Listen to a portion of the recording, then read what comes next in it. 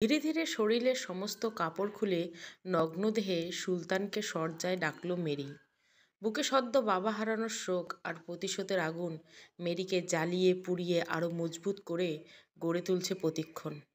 জানলার পাশে দাঁড়ানো সুলতান তাচ্ছিল্য হাসি হেসে বলল, কোথায় বাবার হত্যার প্রতিশোধ নেবে? তা না করে বাবার হত্যাকারীর সাথে সোহাগরাত করতে প্রস্তুত হয়ে আছো? তোমার আর বা কী করার আছে? কারণ তুমি নারী জাতি, ভোগ্য পণ্যের মতো নিজেকে মেলে ধরেছ একজন পুরুষের সামনে। এটা ছাড়া আর কী বা করার আছে তোমাদের? মেরি বলল, পুরুষের সামনে বলতে আপনি আমার স্বামী, আমার যা কিছু আপনার। আপনার সামনে নিজেকে মেলে ধরা পাপ অথবা অন্যায় কিছু নয় রাজপুত্র সুলতান। সুলতান জানলা দিয়ে বাইরে তাকিয়ে বলল, কোথায় গেল তোমার বাবার অহংকার আর গৌরব রাজকুমারী মেরি? তোমার বাবার রাজ্যে আমাকে তোমার বাবা যে অপমান করেছিল তার প্রতিশোধ স্বরূপ নিজের হাতে তোমার বাবাকে হত্যা করলাম, তার মেয়েকে বিয়ে করলাম। তোমার বাবা আমাকে বলেছিল জালিম বর্বর, অথচ দেখো এই জালিম বর্বর তার একমাত্র মেয়ের স্বামী। আশেপাশে শত রাজ্যের রাজকুমারী মেরির রূপের প্রশংসা, বুদ্ধিমত্তার তারিফ। মির্জারনগর রাজ্যের রাজকন্যা সুন্দরী মেরি আজ আমার বিছানায় নগ্ন দেহে। হা হা হা। কোথায় তোমার বাবার গর্ব, কোথায় দম্ভ, কোথায় অহংকার? নরম গলায় মেলি বলল, রাত অনেক হয়েছে, এবার শুতে আসুন। আবারও সুলতান হো হো করে হেসে বলল, ভেবো না তোমায় স্ত্রী হিসেবে গ্রহণ করেছি মেরি। এটা সেটা অপমানের বদলা যেটা তুমি করেছিলে আমায়। আজ সারা রাত তোমার শরীর ভোগ করে সকালে নগ্ন শরীর মির্জানগরের রাজ্যে ছুঁড়ে ফেলে আসবো তাদের সুন্দরী রাজকন্যাকে। সবাই দেখবে আর ভাববে সুলতাননগরের রাজ্যের রাজপুত্র কতটা ভয়ঙ্কর, তার সাথে পাঙ্গা নিলে পরিণাম কতটা ভয়ঙ্কর হতে পারে। মেরির বাবার রাজ্য মির্জানগর এবং সুলতানের রাজ্য সুলতাননগর পাশাপাশি। সুলতান অত্যাচারী আর জুলুমকারী হিসেবেই পরিচিত আশেপাশের রাজ্যের। পাশাপাশি রাজ্য হওয়ায় সুলতান তার দলবল এবং পোষা 4টি হিংস্র বাঘ নিয়ে প্রায় হামলা চালাতো মেরির বাবার রাজ্যে। এতে যেমন প্রাণনাশ হতো তেমনি ক্ষয়ক্ষতি। মেরির বাবা শান্তশিষ্ট রাজা হিসেবে পরিচিত, যেমন দয়ালু তেমনি উদার মনের মানুষ বলে তার প্রশংসা লোকে মুখে। আর এই কারণে সুলতান ও সুলতানের বাবা খুব হিংসে করত। তারা সবসময় চাইতো মেরির বাবার এই সম্মানকে যে কোনো উপায়ে ধ্বংস করতে। হঠাৎ তার সুলতান মেরির বাবার রাজ্য থেকে কুমারী মেয়েদের তুলে এনে ধর্ষণ এবং ধর্ষণের শেষে অর্ধমৃত অথবা মৃত অবস্থায় ফেলে আসতে শুরু করে। আর সুলতান এবং সুলতানের লোকজন আশেপাশের রাজ্যে বলতে থাকে যে রাজা নিজেদের প্রজাদের সুরক্ষা দিতে ব্যর্থ, যে রাজ সিংহাসনের অযোগ্য, তার রাজ্য ত্যাগ করে চলে যাওয়াই উচিত। হিংস্র 4টে বাঘ এবং ভয়ঙ্কর দস্যু নিয়ে হানা দিয়ে মেরির বাবার রাজ্যে মেয়েদের তুলে আনা, লুটপাট এবং নৃশংসতা যখন চরম পর্যায়ে, তখন আর মেরির বাবা শান্ত থাকলেন না। তিনি সাফ সাফ জানিয়ে দিলেন, পরের বার যদি সুলতান তার রাজ্যে প্রবেশ করে তবে সেদিন হবে সুলতানের জীবনের শেষ দিন। সুলতানের দেহ থেকে মাথা আলাদা করে 4 রাস্তার মোড়ে ঝুলিয়ে রেখে বুঝিয়ে দেওয়া হবে, অপরাধী সে রাজপুত্র হোক আর সেই মির্জানগরের রাজ্যের রাজা কাউকে ছেড়ে দিবে না। এই কথা শোনার পরে সুলতান আরও শতগুণ ক্ষেপে গিয়ে পরিকল্পনা করল মেরির বাবার সোজা রাজপ্রাসাদে হামলা করবে। যেমন ভাবা তেমন কাজ। গভীর রাতে অসংখ্য দস্যু এবং 4টি হিংস্র বাঘ নিয়ে মির্জানগরের রাজ্যে উপস্থিত সুলতান। মেরির বাবার রাজপ্রাসাদ বিশাল বাউন্ডারি মেইন গেটের কাছে এসে রক্ষীদের দিকে বা ঘলেটি দিল সুলতান। হঠাৎ আক্রমণ মনে অনেক ক্ষীর প্রাণ গেল। এবার সুলতান দলবল নিয়ে মেইন গেট দিয়ে ঢুকে রাজপ্রাসাদের সামনে এসে উপস্থিত। রাজপ্রাসাদে ঢোকার সিংহ দুয়ার বন্ধ করে দিল দ্বাররক্ষকরা। সুলতান তাদের দিকেও ঘাবড়ালো না, বাঘ লেলিয়ে দিল। নিজের কক্ষে ঘুমিয়েছিল মেরি। বাইরে চিৎকার চেঁচামেচি আর গোলযোগের শব্দে ঘুম ভেঙে গেল মেরির। লাফিয়ে উঠে বসে আসন্ন বিপদের আজ করতে পেয়ে দৌড়ে ছাদে এসে সব কিছু দেখে মেরি। আর কিছু বুঝতে নাই মেরি তার বাবার একমাত্র সন্তান বলে মেরিকে তার বাবা চীন দেশে পাঠিয়েছিল কুংফু রপ্ত করতে। পাশাপাশি মেরি তীরধনুক বিদ্যায় যোগ্যতা অর্জন করে, অন্তত যেন বিপদকালে নিজেকে রক্ষা করতে পারে মেরি। এটা ভেবে মেরির বাবা মেরিকে চীন দেশে পাঠিয়েছিল। মেরি দৌড়ে এসে তীরধনুক নিয়ে আবার ছাদে এসে তীরধনুককে তীরে রেখে গুণ টেনে পরাপর 4টে ছুড়ল, 4টে বাঘকে লক্ষ্য করে। একটা তীরও লক্ষ্যচ্যুত হলো না। 4টে তীর 4টে বাঘের গায়ে আঘাত করা মাত্রই বাঘগুলো ভয়ঙ্কর হুঙ্কার দিয়ে শূন্যে লাফিয়ে উঠে আবার মাটিতে পড়ে ছটপট করে মারা গেল। সুলতান ও তার লোকজন ভীষণ অবাক। মেরির গায়ে ভীষণ জোর নাকি এই তীরের আলাদা কোনো বৈশিষ্ট্য আছে? 5 নম্বর তীরটা ধনুকটা রেখে গুণ টেনে সুলতানের দিকে তাক করে মেরি বলল, অত্যাচারী সুলতান, চাইলে এই 5 নম্বর তীরটা তো মারব, বক্ষ ভেদ করে প্রাণটা কেউ পাবে না, পাঠাতে পারবে না এই মুহূর্তে, কিন্তু সেটা করলে আমাদের আর তোমাদের মধ্যে কোনো পার্থক্য থাকবে না। তবে তুমি কৃতকর্মের জন্য অবশ্যই শাস্তি পাবে। মেরির বাবার লোকজন এসে সুলতান ও তার লোকজনকে বন্দি করে ফেলল। তারপরের দিন সুলতান সহ আরও কয়েকজন মাথা ন্যাড়া করা খালি পায়ে মির্জানগর রাজ্য থেকে বিদায় হলো। মেরির বাবা হুমকি দিল, এবারের মতো প্রাণ ভিক্ষা দেওয়া হলো, পরের বার আর এই সুযোগ থাকবে না। প্রতিশোধের নেশায় পাগল প্রায় সুলতান এই অপমানের বদলা নিতেই হবে। ধ্বংস করতে হবে মির্জানগরের রাজ্যের রাজা ও রাজ্য, তবেই সুলতানের শান্তি। মেরি যে তীরে বাঘগুলোকে মুহূর্তে ছটপট করে মারা গেছিল, সেগুলো স্বাভাবিক তীর হলো, তীরের ডগায় মাখা ছিল পৃথিবীর মারাত্মক প্রাণঘাতী বিশ্বের একটি। চীনে কুংফু ও ধনুকবিদ্যা রপ্ত করে মেরি গিয়েছিল আফ্রিকা শহরে। সেখানে এক শতবর্ষীয় বয়স্ক আফ্রিকানের সাথে পরিচয় মেরির। মেরি রাজকন্যা জেনে সেই বয়স্ক লোক মেরিকে দিয়েছিল এই বিষ। বলেছিল ঘোর বিপদে এই বিষ নাকি মেরির কাজে লাগবে। হলো তাই। ডেথ স্করপিয়ন নামে এক ধরনের মারাত্মক বিছা এবং মারাত্মক বিষধর সাপের বিষ মিশিয়ে তৈরি এই বিষ মুহূর্তের মধ্যে যে কারো প্রাণ নিয়ে নিতে পারে। এই তীরের বিষ ডগায় মেখে তীর ছুঁড়েছিল বাঘগুলোকে,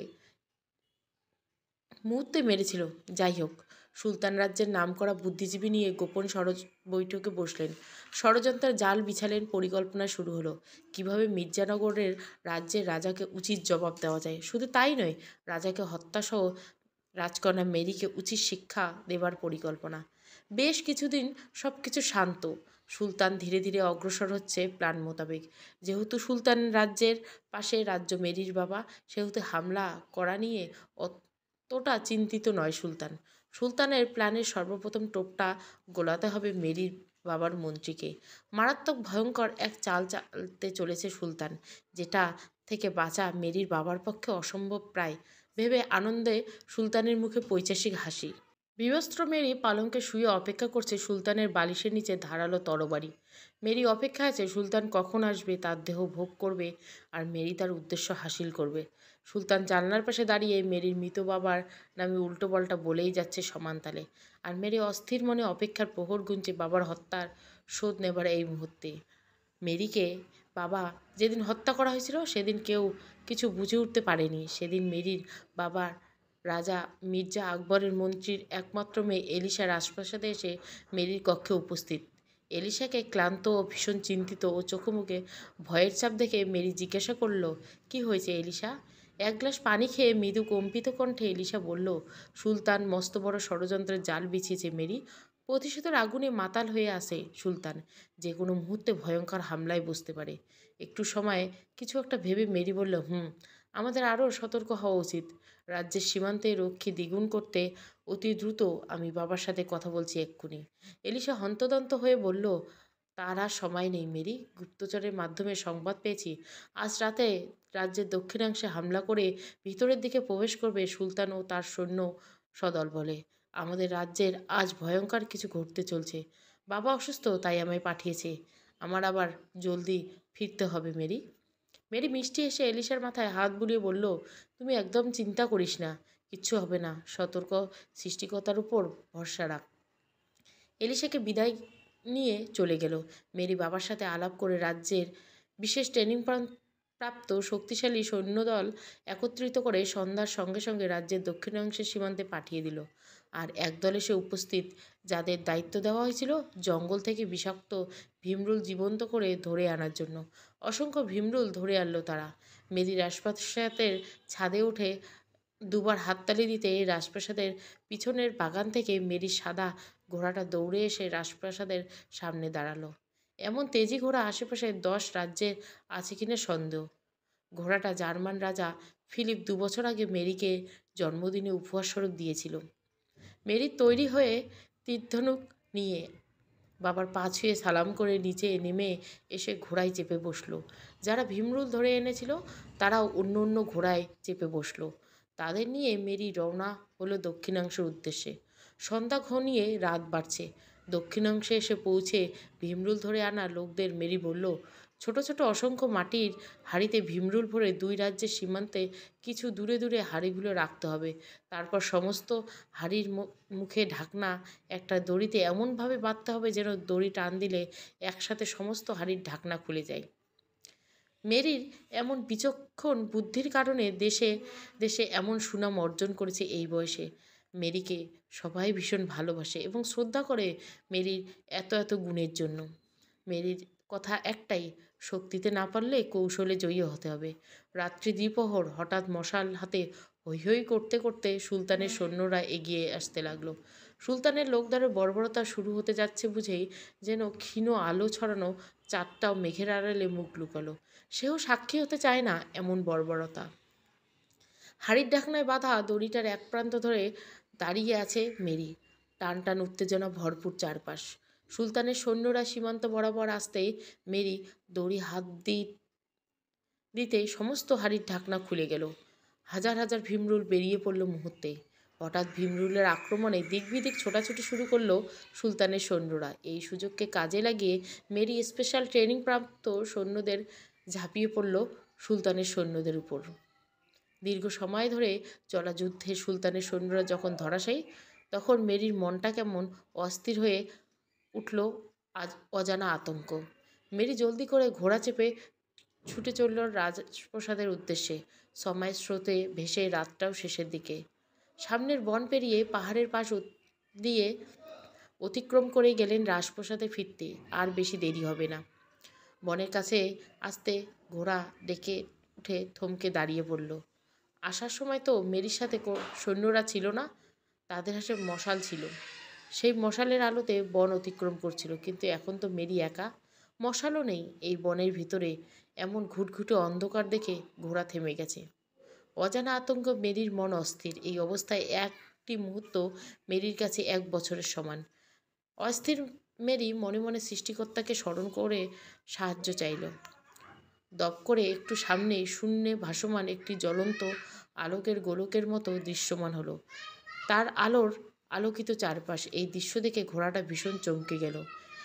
মেরি ঘোড়ার মাথায় হাত বুলিয়ে শান্ত করে মনে মনে সৃষ্টিকর্তার প্রতি কৃতজ্ঞতা প্রকাশ করল।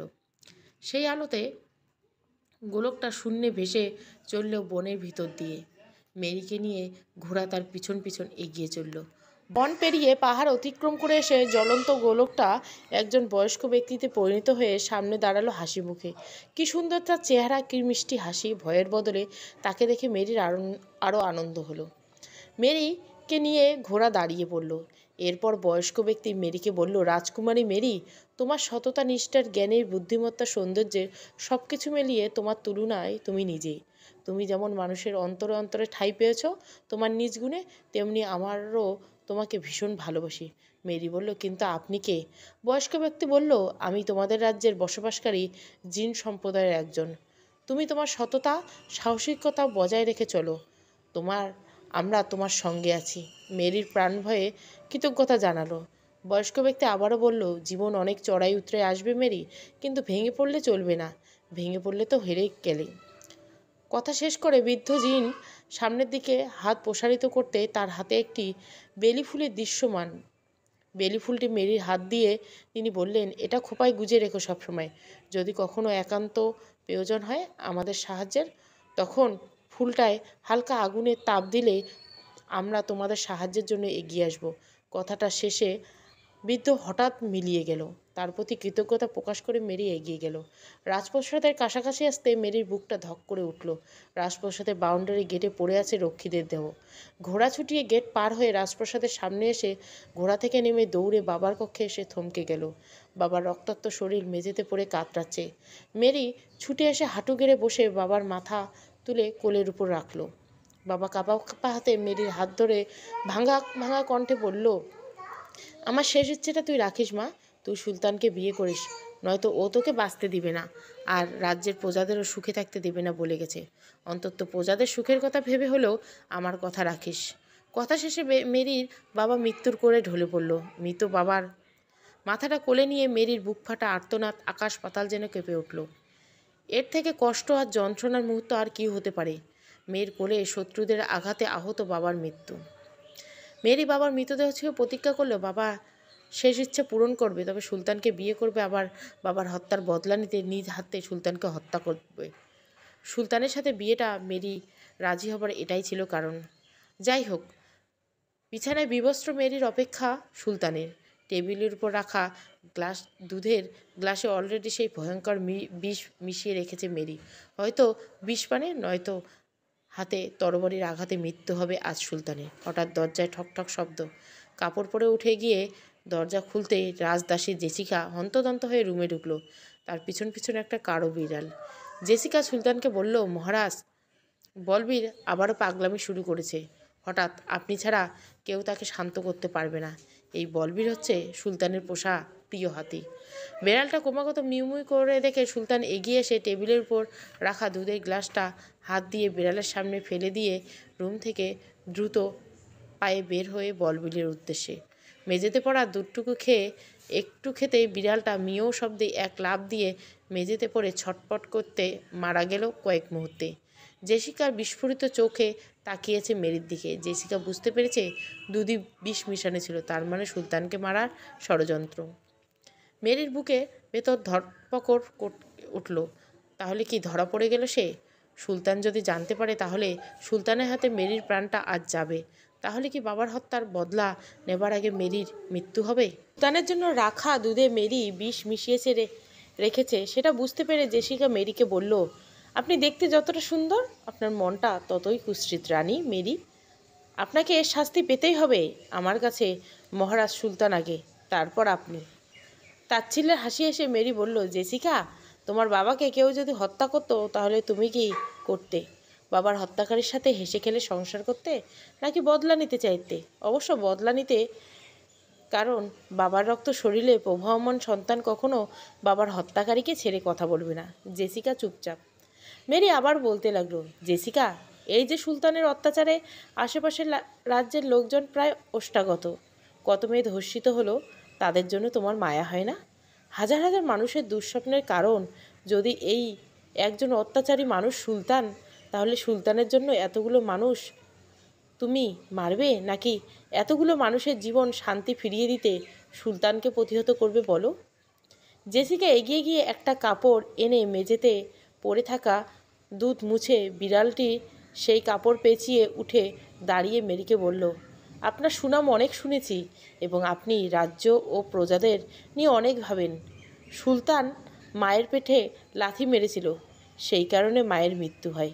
প্রতিশোধ আমারও নিতে ইচ্ছে হয়, কিন্তু মহারাজ ভীষণ ভয়ঙ্কর। বেঁচে থেকে না হয় মা বাবার জন্য দোয়া করি, পরপারে যেন তারা ভালো থাকেন। আপনার যা করার বুঝে শুনে করবেন। মহারাজ যদি বুঝতে পারে, তবে তার হাতে আপনার মৃত্যু কেউ ঠেকাতে পারবে না।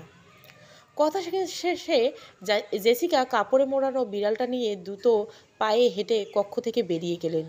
সুলতানের সাথে বুদ্ধিমত্তা সম্পন্ন পুরুষ, তবে সুলতান সেগুলো খারাপ কাজে ব্যবহার করে বলে চতুর্দিকে সুলতানের এত দুর্নাম। সুলতান তার বুদ্ধি বিচক্ষণতা সঠিক পথে প্রয়োগ করলে অন্য অন্য রাজাদের চেয়ে বেশ ভালো সুনাম অর্জন করতে পারবে, তাতে বিন্দুমাত্র সন্দেহ নেই। যেদিন মেরির বাবাকে হত্যা করা হয়েছিল সেদিন মেরি আজ করতে পেরেছিল সুলতানের চাল। মেরিদের রাজ্যের মন্ত্রী সেদিন অসুস্থ ছিল না। সুলতান কৌশলে তাকে বন্দি করে হত্যার হুমকি দিয়ে মন্ত্রীর মেয়ে এলিশাকে দিয়ে মেরির কাছে খবর পাঠিয়েছিল রাজ্যের দক্ষিণাংশে হামলা করা হবে। আসলে সুলতানের পরিকল্পনা ছিল ভিন্ন। সুলতান এলিশাকে দিয়ে ওই খবর পাঠানোর কারণ মেরি যখন জানতে পারবে দক্ষিণ সীমান্তে অবশ্য বিশেষ প্রশিক্ষণ সৈন্যপ্রাপ্ত সৈন্যদের পাঠাবেন, তখন সবার ভাবনা চিন্তা রাজ্যের দক্ষিণ অংশে থাকবে। সেই সুযোগকে কাজে লাগিয়ে সুলতান তার উদ্দেশ্য হাসিল করবে। রাজ্যের সবাই যখন দক্ষিণাংশ নিয়ে চিন্তিত, তখন সুলতান তার সৈন্যদলকে দুই ভাগে বিভক্ত করে একদল পাঠায় মেরির বাবার রাজ্যের দক্ষিণ অংশে, আরেক দল নিজে গিয়ে হামলা করে রাজপ্রাসাদে হত্যা করে মেরির বাবাকে। পরে এলিশা জানিয়েছিল তার বাবাকে বন্দি করার বিষয়টা। সুলতানের পাপের বোঝা এতদিন অনেক ভারী হয়ে গেছে। আশেপাশে কোনো রাজ্যের সাথে তার ভালো সম্পর্ক নেই। সুলতান নামটা সবার কাছে প্রচণ্ড ঘৃণা। যে কোনো মুহূর্তে হামলা হতে পারে এই বিষয়ে সুলতান সর্বদা সচেতন। তাই তার রাজপ্রাসাদের রক্ষীদের বিশেষ গুরুত্ব দেয় সুলতান। সুলতানের প্রসাদে প্রহরীরা সব বাঘা বাঘা নওজোয়ান এক একজন। তবু ভুললে চলবে না, বাপেরও বাবা আছে। মেরি আয়নার সামনে দাঁড়িয়ে খেয়াল করলো সেই বৃদ্ধ জিনের দেওয়া বেলি ফুলটি খোপায় নেই। মেরি একটু হতাশ হয়ে একটা দীর্ঘশ্বাস ফেলে ভাবল, ফুলটাও ছিল ভরসা, সেটাও হারিয়ে গেল অবশেষে। বিষণ্ণ মনে মেরি খোপার যেখানে ফুলটা ছিল সেখানে হাত বুলাতে ফুলটা আবার দৃশ্যমান হলো। মেরির মনে আবার ভরসা ফিরে এলো। মেরি বুঝতে পারল একমাত্র সেই ছাড়া যেন কেউ ফুলটা না দেখতে পারে, এর জন্য ফুলটা অদৃশ্য হয়ে থাকে। আয়নার সামনে এসে দাঁড়ালো মেরি। নিজের চেহারার অবস্থা দেখে নিজের জন্য নিজেই আফসোস হচ্ছে। বাবার মৃত্যুর শোক, রাজ্যের এবং প্রজাদের চিন্তা, বাবার হত্যার বদলা নেবার প্রতিজ্ঞা, সব মিলিয়ে মেরির চেহারার লাবণ্যতা হারিয়ে গেছে বিষাদের ছায়ায়। একটা টিপ তুলে কপালে দিতে যাবে এমন সময় নিচ থেকে গণ্ডগোলের শব্দ ভেসে এসলো মেরির কানে। টিপ রেখে গিয়ে দরজার দিকে এগিয়ে যেতে হুড়মুড় করে দরজা থেকে কক্ষে প্রবেশ করে হাঁপাতে হাঁপাতে জেসিকা বলল, রানী, এখানে দরজা বন্ধ করে কক্ষে বসে থাকুন চুপচাপ। পূর্বদেশের রাজা ইব্রাহিম তার লোকজন নিয়ে হামলা করিয়েছে। উন্নত রাজাদের সাথে ইব্রাহিমের ভালো সম্পর্ক আছে বলে ইব্রাহিম অনেক শক্তিশালী। মেরি অবাক হয়ে বলল, ইব্রাহিমের সাথে সুলতানের কিসের শত্রুতা? জেসিকা বলল, ইব্রাহিমের বাবা যখন জীবিত, ইব্রাহিম তখন সিংহাসন আরোহণ করেননি। ইব্রাহিম বোন আতিয়া ছিল আপনার মতোই সুন্দরী এবং গুণবতী। সুলতানের নজর পড়েছিল আতিয়ার উপর। এই পর্যন্ত বলে জেসিকা থামল। ভীষণ কৌতূহলী হয়ে মেরি জিজ্ঞাসা করলো, তারপর?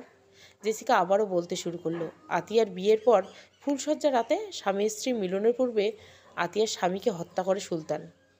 আতিয়াকে তুলে নিয়ে আসার সময় সুলতানের হাতে নিজের ইজ্জত হারানোর ভয়ে একজন সৈন্যের কাছ থেকে তরবারি নিয়ে নিজের পেটে ঢুকিয়ে মৃত্যুর কোলে ঢলে পড়ে আতিয়া। ইব্রাহিমের একমাত্র আদরের বোন আতিয়া। বোনকে হারিয়ে পাগল প্রায় ইব্রাহিম। এদিকে মেয়ের এমন মৃত্যুর খবর সইতে না পারে মৃত্যুর কোলে ঢলে পড়লেন ইব্রাহিমের বাবা। এরপর ইব্রাহিম রাজা হয়। আপনার মতো ইব্রাহিমও হয়তো বোনের সাথে হওয়া অন্যায়ের বদলা নেবার পরিকল্পনা করে আসছিল এতদিন। আজ আক্রমণ করল। ইব্রাহিমের দীর্ঘদিনের পরিকল্পনায় সামিল আরও কয়েকটি দেশ। তারা তাদের দেশের সবচেয়ে সাহসী ও শক্তিশালী সৈন্যদের পাঠায় ইব্রাহিমকে সহায়তা করার জন্য। তাদের নিয়ে ইব্রাহিম আজ আক্রমণ করল। ইব্রাহিমের শক্তিশালী সৈন্যদের কাছে ধরাশায়ী সুলতানের সৈন্যরা। ইতিমধ্যে ইব্রাহিমের সৈন্যদের হাতে প্রাণ হারিয়েছে সুলতানের বেশ কয়েকজন সৈন্য। ইব্রাহিমের সৈন্যরা ধরে ফেলেছে সুলতানকে। কয়েকজন সৈন্য সুলতানকে শক্ত করে ধরে রেখেছে, আর একজন সৈন্য সামনে দাঁড়িয়ে সুলতানের গলায় তরবারিতে কোপ মারবে। এমন সময় সাত করে একটা তীরধনুকের সুলতানের কানের পাশ দিয়ে গিয়ে সুলতানের সামনে দাঁড়ানো তরবারির হাতে সৈন্যর বক্ষ ভেদ করল। সৈন্যরা মাটিয়ে লুটিয়ে পড়ল। সবাই ঘাড় ঘুরে পেছনে তাকিয়ে দেখল মেরি দাঁড়িয়ে আছে তীরধনুকাতে। সুলতান ভীষণ অবাক হয়ে তাকিয়েছে মেরির দিকে। সুলতান মেরির বাবার হত্যাকারী জেনে আজ মেরি সুলতানকে প্রাণে বাঁচালো, এ তো রীতিমতো অবিশ্বাস্য। ইব্রাহিম এগিয়ে গিয়ে বলল, রাজকুমারী মেরি, তোমার কি মাথা নষ্ট হয়ে গেছে? তুমি কি ভুলে গেছো সুলতান তোমার বাবার হত্যাকারী? মেরি সামনে এগিয়ে এসে বলল, না, আমি কিছু ভুলি নেই। সে যেমন বাবার হত্যাকারী তেমনি আমার সে স্বামী। আজ যদি আমি তোমার বোনের হত্যা হতাম তাহলে পারতে তোমার বোনকে বিধবা করতে। ইব্রাহিম, তোমার বোনের জায়গায় দাঁড়িয়ে আজ তোমার কাছে আমি আমার স্বামীর প্রাণ ভিক্ষা চাইছি। ইব্রাহিম তার সৈন্যদের ইশারা করে সুলতানকে ছেড়ে দিতে বলল। মেরি বলল, এভাবে বলে কেন লজ্জা দিচ্ছেন মেরি? আপনার প্রতি আমার অগাধ শ্রদ্ধা ও ভালোবাসার খাতিরে তোমার মুখের দিকে তাকিয়ে সুলতানকে প্রাণ ভিক্ষা দিয়ে গেলাম। কথা শেষে ইব্রাহিম তার সৈন্যদের নিয়ে চলে গেল। সুলতান এটা নিশ্চিত হলো যে মেরি যদি বাবার হত্যার বদলা নিতে চাইল তবে ইব্রাহিমের হাত থেকে বাঁচাতো না। মেরিকে ভীষণ সন্দেহ করলেও এখন মেরির উপর থেকে সুলতানের সন্দেহটা কেটে গেছে। দুদিন পর রাত গভীরে মেরির খুব কাছাকাছি আসলো সুলতান। মেরিকে একান্তে কাছে পেতে উতলা সুলতানের মন। নিজ হাতে মেরির কাপড় খুলে সারা শরীর উম্মাদের মতো আদর করতে লাগলো সুলতান। মেরিও বাধা দিচ্ছে না। সুলতান মেরির নেশায় পুরোপুরি মাতাল হয়ে মেরির উপরে উঠতেই মেরি বিদ্যুৎ গতিতে বালিশের নিচে তরবারি টেনে বের করে সুলতানের বুকে চালালো। এমন সময় খপ করে মেরির হাত ধরে ফেলল সুলতান। মেরি বুঝতে পারল না এ যাত্রায় আর তার রক্ষা নেই। সুলতান মেরির দিকে তাকিয়ে ভাবছে, মেরি যদি তাকে হত্যা করার ইচ্ছে থাকে তাহলে ইব্রাহিমের হাত থেকে কেন রক্ষা করলো। মেরি নিজেকে পোশাকে আবৃত করে উঠে দাঁড়িয়ে বলল, অবাক হবার কিছু নাই। তোমাকে যদি ইব্রাহিম হত্যা করে যেত তাহলে আমার বাবাকে ছুঁয়ে করা প্রতিজ্ঞার কী হতো বলো। তুমি আমার শিখার এবং তোমাকে হত্যা করে আমি আমার বাবার হত্যার বদলা নেব বলে ইব্রাহিমের হাত থেকে তোমাকে রক্ষা করেছি। সুলতান হো হো করে উঠল, কিন্তু এই সুলতানকে ঘায়েল করা অত সহজ নয় মেরি। এবার তো আমার হাতেই প্রাণটা যাবে। তোমাকে বিশ্বাস করতে শুরু করেছিলাম আর তুমি শুরুতেই বিশ্বাসের গলা টিপে হত্যা করলে মেরি। মেরি তাচ্ছিল্যের হাসি হেসে বলল, বিশ্বাসঘাতক এবং একজন হত্যাকারী বিশ্বাস অর্জন করা মোটেও কোনো ইচ্ছে নেই আমার সুলতান। যদি সুযোগ পাই তবে আমার হাতেই হবে তোমার মৃত্যু। সুলতান মেরির হাত টেনে টান নিয়ে মেরির বুকে টেনে এনে মেরির ঠোঁটে একটা চুমু খেয়ে বলল, মেরি, কথায় আছে সৎসঙ্গে সর্বনাশ,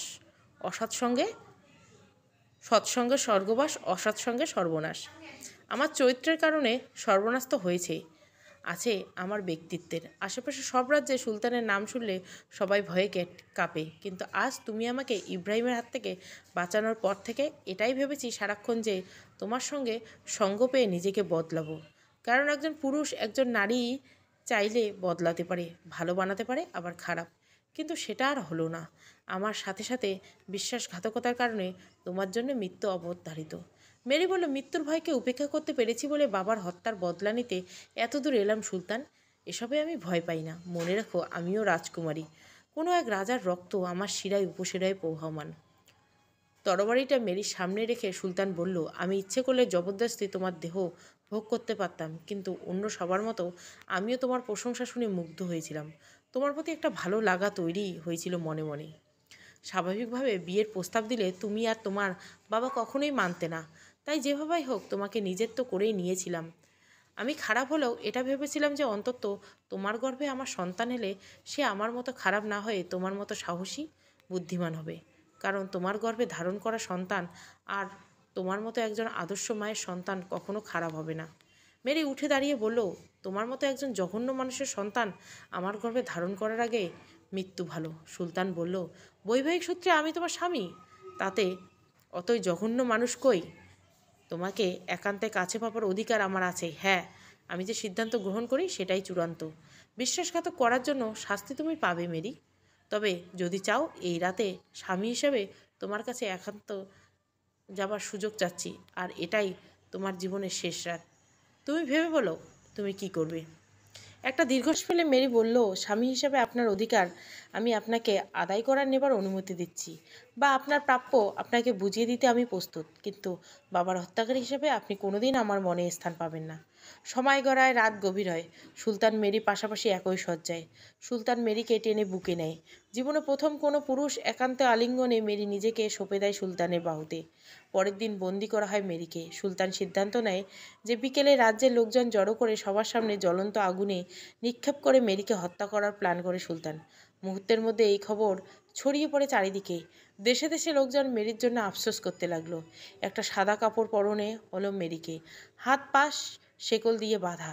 সূর্য পশ্চিম হেলতে হাজার হাজার লোক এসে ভিড় করলো। কাঠকয়লা দিয়ে আগুন জ্বালানো হলো একটা বড় করে। দাউ দাউ করে জ্বলছে আগুন। মেরি মনে একটাই আফসোস, বাবার হত্যার বদলা নিতে পারল না। সময় সন্নিকটে। সুলতানের নির্দেশে মেরিকে নিয়ে যাওয়া হচ্ছে আগুনের দিকে। আগুনের কাছাকাছি এসে মেরিকে নিয়ে দাঁড়ালো সৈন্যের সুলতানরা হুকুমের অপেক্ষায়। আগুন এমনভাবে দাউ দাউ করে জ্বলছে, আগুনের তাপে ঝলসে যাওয়ার অবস্থা। সুলতান ইশারায় মেরিকে আগুনে নিক্ষেপ করার নির্দেশ দিল। সৈন্যরা মেরির হাত পা ছুঁড়ে শূন্যে তুলে আগুনে ছুঁড়ে মারব। এমন সময় প্রবল বেগে এক দমকা হাওয়া এসে আগুন নিভিয়ে কাঠ কয়লা পর্যন্ত উড়িয়ে নিয়ে গেল। সবাই ভীষণ অবাক, এটা কি হলো? আসলে মেরি নিজেও ভুলে গিয়েছিল বৃদ্ধ জিনের দেওয়া বেলি ফুলের কথা। ফুলটা দিয়ে বৃদ্ধ জিন বলেছিল, যখন সাহায্যের প্রয়োজন হবে ফুলে তাপ দিলেই জিনরা বুঝতে পারবে। মেরি যখন আগুনের কাছাকাছি আনা হয় তখন আগুনের তাপ লাগে ফুলে, আর জিনরা বুঝতে পারে মেরির সাহায্যের প্রয়োজন। আগুনের দমকা হওয়া তাদের কাজ।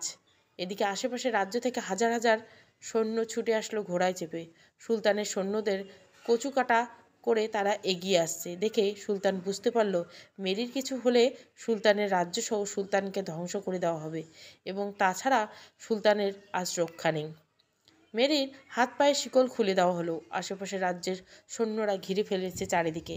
সুলতানের কোমরে রাখা তরবারি টেনে হাতে নিয়ে মেরিকে বলল, মেরি, তুমি আমার স্ত্রী না হলে হয়তো তোমার কাছে প্রাণ ভিক্ষা চাইতাম, কিন্তু সেটা সম্ভব হচ্ছে না।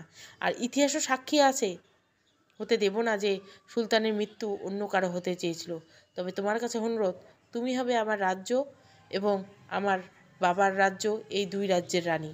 কথা শেষে সুলতান নিজের বুকে নিজের তরবারি ঢুকিয়ে মাটিতে লুপিয়ে হলো। সমাপ্ত হলো এক ভয়ঙ্কর অত্যাচারী শাসকের অধ্যায়। অবশেষে পূর্ণ হলো মেরির প্রতিজ্ঞা। দুই রাজ্যের রানী হলো মেরি। বাবার আদর্শে মেরি দুই রাজ্য পরিচালনা করে আবার ফিরিয়ে আনলো শান্তি সুখের দিন। গল্পটা ভালো লাগলে অবশ্যই লাইক, শেয়ার এবং সাবস্ক্রাইব করবেন। Thank you for watching.